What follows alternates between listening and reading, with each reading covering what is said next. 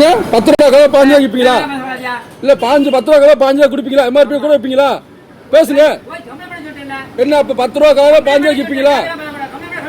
கம்மியா பாப்பா நீங்க கொடுத்த வைப்ப நீங்க இல்ல கொடுத்த நீங்க விற்பீங்களா?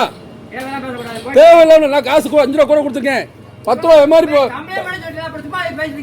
கம்ப்ளைண்ட் பண்ணுனா என்ன நீ மரியாதை பேசணும். எம்ஆர்பி எதுக்கு 5 ரூபா கூட வைக்கிறீங்க? எம்ஆர்பி எதுக்கு கூட வைக்கிறீங்க? 10 ரூபா பாட்டில் எதுக்கு 5 ரூபா போய் கம்ப்ளைண்ட் பண்றீங்க?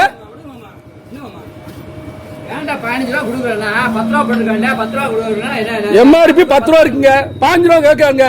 எதுக்கு 5 ரூபா கேட்காங்க? யார்கிட்ட கம்பெனிக்காண்ட கேட்கணுமா கணக்காண்டு கேட்கணுமா? கம்பெனிக்காண்டு கேட்கணுமா கம்ப்ளைண்ட் பண்ணிக்கணுமா? ரைட் விடுங்க பாத்துக்கிறேன்.